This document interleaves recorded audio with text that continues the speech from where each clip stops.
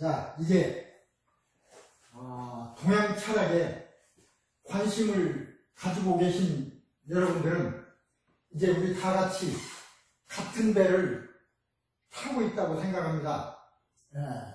우리가 같은 방향으로 가고 있는 거죠. 그렇다면 공부를 시작하기 전에 나는 어디서 왔고 어디로 가는 건가, 그래서 동양 철학은 왜 필요한가, 이것을 간결하게 말씀드리고 다음으로 넘어가겠습니다. 자, 여기 표 있는 것처럼 우리는 온 곳이 있고 우리가 지금 살 곳에 있습니다. 지금 현재 우리가 있는 곳이 지구에 있는 우리가 살고 있는 곳이죠. 살 곳이고, 그 다음에 이곳에서 다 삶을 살고 나면 갈 곳이 있겠죠. 우리가 온 곳이 있고 살 곳에서 지금 살고 있는 곳이라면 우리가 어떻게 되어 있는지, 쉽게 얘기하면 우리가 온 곳은 비물질계입니다. 지구에 있는 물질이 아니고 비물질인 어떤 곳, 그곳에서 이 지구에 살기 위해서 왔습니다. 지구에 살기 위해서는 지구에 생활을 할 수 있는 이런 몸이 있어야죠. 그러려면 몸이 만들어져야 됩니다. 그래서 몸을 어떻게 만들 것인가 하는 그 설계도가 바로 DNA가 되겠습니다. 몸의 설계도는 부모로부터 받습니다. 정확히는 아버지와 어머니가 50%씩, 그래서 23쌍의 그 염색체 쌍으로 주는 거죠. 반절은 어머니가, 반절은 아버지가. 어쨌든 그 DNA 샷을 길게 들이면 수십만 개 주는 DNA 샷을 속에 우리 몸이 어떻게 만들어져라는 계획이 다 있습니다. 설계도. 그대로 우리가 만들어진 것입니다. 그 다음에 그것은 우리 몸의 설계도고, 우리가 이런 지구에 살고 있는 이 물질 속에서 내가 살기 위해서 몸이 필요한데, 그 나의 삶, 내가 나의 삶은, 나의 몸의 설계도는 DNA고 나의 삶의 설계도는 어디 있는가? 그건 물질이 아니기 때문에 DNA라든가 이런 물질로서 될 수가 없죠. 그래서 그 삶의 계획이 어디에 숨겨져 있냐면 바로 연, 월, 일, 시, 여기에 YMDT라고 써 있는데 year, month, day, time, 그래서 연, 월, 일, 시, 그래서 4주죠. 4개의 기둥 속에 숨겨져 있습니다. 그런데 그 연, 월, 시 각각 여러분이 알다시피 두 자로 되어 있습니다. 글자가. 올해가 기해년입니다. 그러듯이 월도 2자, 날도 2자, 시간도 2자, 그래서 총 8자가 되죠. 4주 8자입니다. 그 8자 글자의 상호관계가 우리의 삶을 푸는 열쇠가 되겠습니다.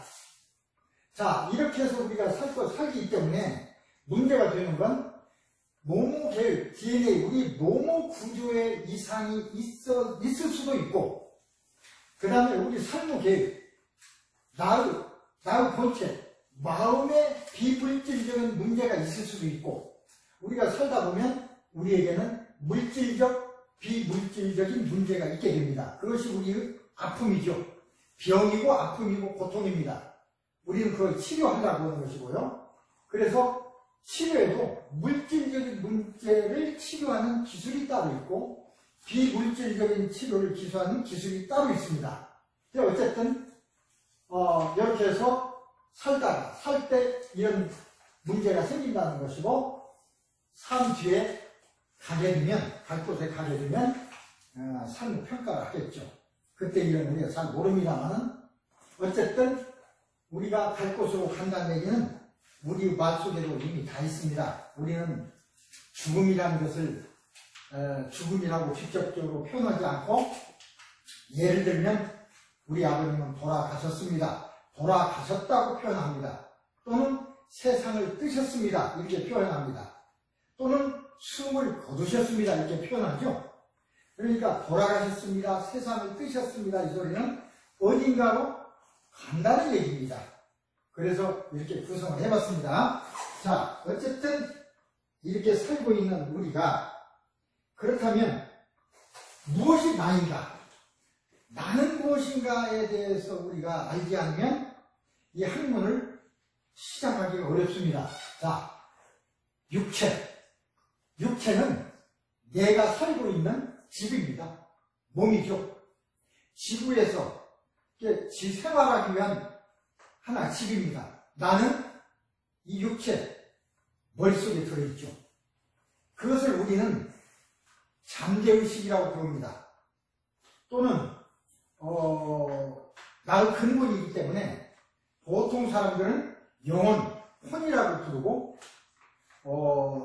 또는 종교에 따라서 영성 뭐 이렇게 부르기도 하고 또 의학적으로는 의식, 정신 이렇게 부르기도 합니다.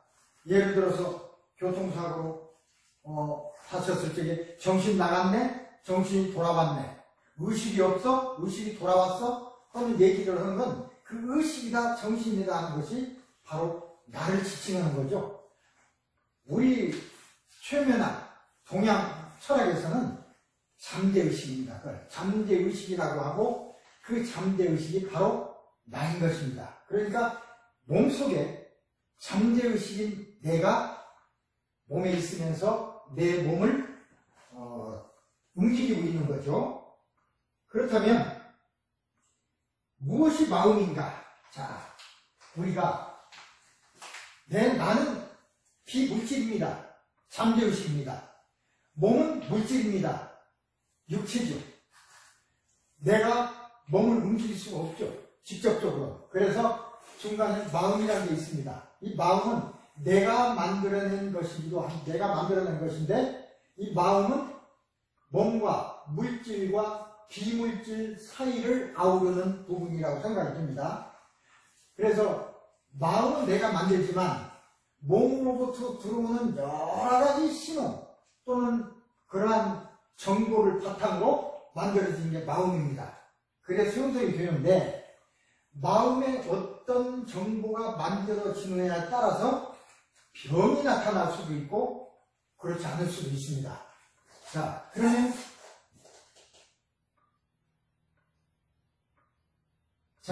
마음이라는 것은 즉 잠재의식이 만들어낸 정의하기 힘든 어려운 실체입니다. 실체는 있어도 정의할 수 없습니다.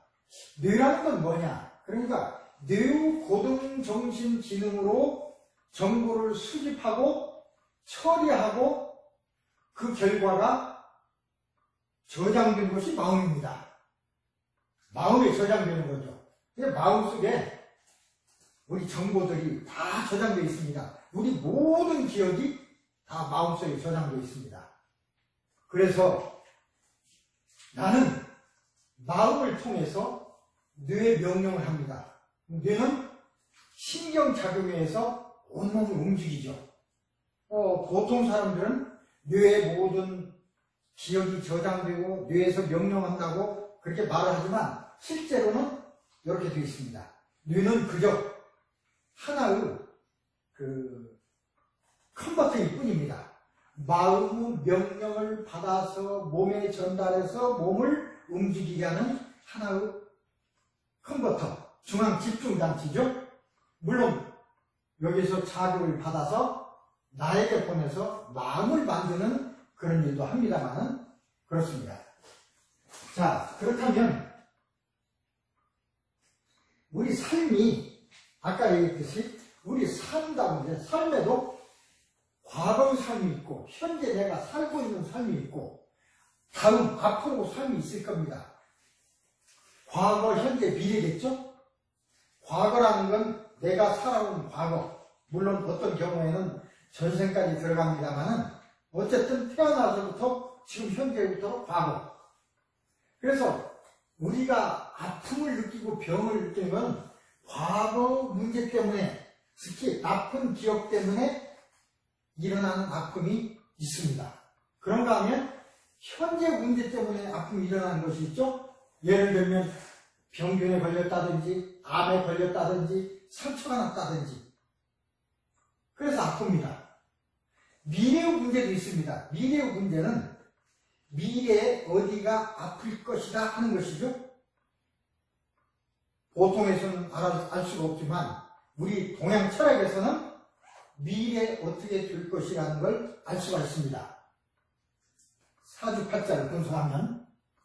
그래서 치료하는 방법도 보통 우리가 의사다, 한의사다 하는 것은 현재의 문제를 치료하는 사람들입니다. 그렇죠? 수술을 하고 어떤 약을 바르고 약을 먹고. 그런데 과거 문제 때문에 일어난 병들이 있습니다. 그 아픔이. 그건 마음을 치료해야 되는데 마음을 치료하는 사람은 별로 없죠. 마음을 치료하는 사람은 최면의학을 공부해서 마음 치료를 해야 합니다. 이 보통 아픈 것을 퍼센트를 보면 현재 문제 때문에 아픈 경우가 20%, 나머지 80%는 마음 문제입니다. 그런데 20%의 99% 의사들이 다 거기에 집중해서 치료하고 있고 정작 80% 차지하는 마음치료 문제는 그걸 치료하는 의사들은 1%도 안 됩니다. 다른 의사들이 치료할 수가 없습니다.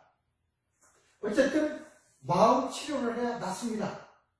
몸을 치료해야 낫죠. 물론 우리 동양 철학을 하시는 분들은 미리 어떤 병이 들 것이다. 그걸 예방의학이라고 합니다. 미리 알아서 그것에 대한 대비를 하는 거죠. 예방의학입니다. 명리의학이라고 해서 이렇게 세 가지 방법으로 치료함으로써 우리는 현재 병이 나을 수 있고 앞으로 걸릴 수 있는 병도 예방할 수가 있는 거죠. 근데 우리 학교에서는 마음치료는 최면의학을 하니까 됩니다. 근데 몸을 치료는 사실은 많은 의사들이 있고 한의사들이 있습니다. 그 사람이 있는데 그와 같은 의학을 또 할 수 없으니까 한의학을 하더라도 치과 의사를 하더라도 최면의 원리, 마음치료 원리를 이용하는 치료. 그래서 그걸 마음 한의학 또는 마음을 이용한 그런 치과 치료 이런 것들을 지금 많이 하시는 분들이 많습니다. 그걸 우리는 융합의학이라고 합니다. 그래서 그런 치과 의사나 한의사들이 최면의학, 마음치료를 배움으로써 종합적으로 치료를 할 수 있는 기술이 되죠. 여러분들은 이 마음치료와 융합치료 이외에 예방의학에 관한 것이 되겠습니다. 물론 명리의학은 과거도 알 수 있고 현재도 알고 미래도 알 수 있습니다. 그러나 우리는 과거 문제, 현재 문제 이걸 얘기하기보다는 주로 앞으로 다가올 문제에 대해서 관심을 더 많이 가지고 있죠. 이게 지나가 버렸으니까. 그래서 우리가 배울 그 동양의학은 바로 여기에 예방치료, 예방의학, 명리의학에 해당되는 부분이 되겠습니다. 굉장히 중요하죠. 그래서 우리 최면대학의 교육과정은 세 가지로 있습니다.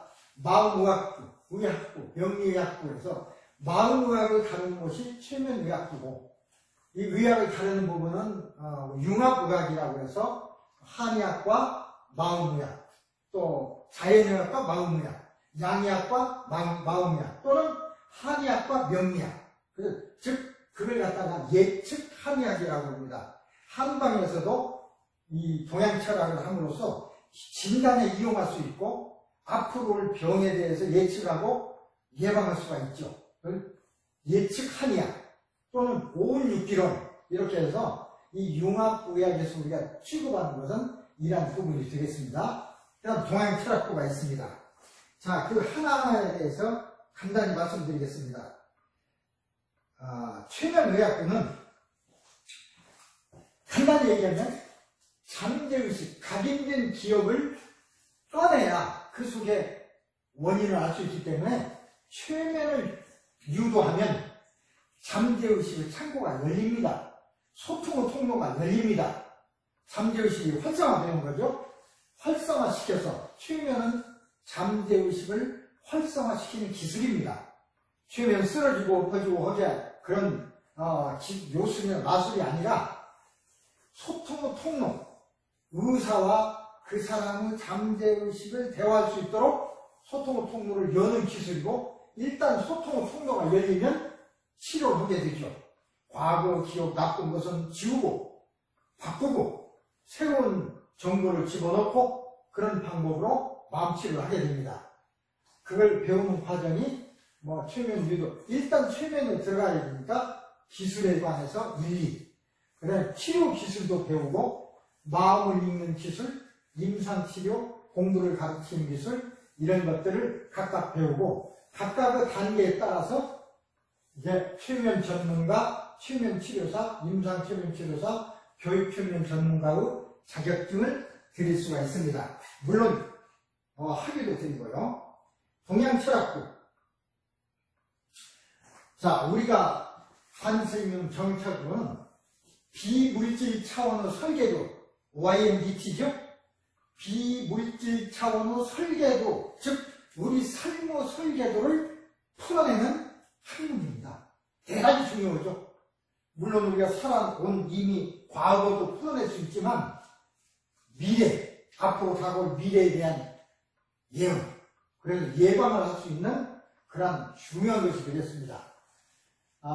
그래서 우리 학교에서는 이런 사주팔자의 현대적인 해석, 대체로 이걸 하는 사람들이 이런 많은 주역에 대한 공부를 많이 한 분들은 적중하는 예언을 하실 수 있지만, 이런 공부를 많이 안 하신 분들은 그래서 뭔가 말을 해주려니까 신사위만 얘기하고 하는 분들이 많이 있습니다. 그러나 그것은 지역적인 문제고, 정말로 삶의 설계를 해석하려면 이러한 것들을 공부해야 됩니다. 음양음양 천간지지원, 합충변화론, 용신분석론, 적천수, 원투쓰리, 그 다음에 사주심리학을 우리 학교에서